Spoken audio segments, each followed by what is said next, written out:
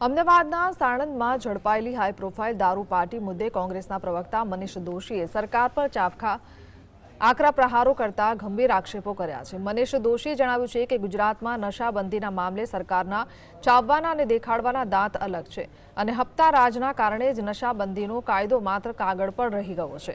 સાણંદમાં 81 લોકો દારૂની મહેફિલ માણતા પકડાયા છે। તે મામલે તેમણે ઉમેર્યું છે કે રાજ્યમાં મોટા પાયે દારૂનો વેપલો અને ભ્રષ્ટાચાર ચાલી રહ્યો છે, જેમાં માત્ર નાની માછલીઓ પકડાય છે, પરંતુ મોટા સપ્લાયરો સુધી પોલીસ પહોંચતી નથી।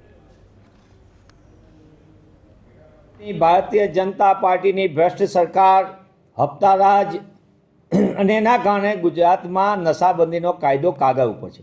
આ સરકારે લાખો રૂપિયાની જાહેરાત કરીને કીધું કે અમે કાયદો અતિ કડક કર્યો છે, પણ દેખાવાના અને ચાવવાના બંને એમના ચહેરા જે છે એ વારંવાર ખુલ્લા પડી રહ્યા છે। ગુજરાતમાં દારૂ અને ડ્રગ્સનો બેફામ વેપલો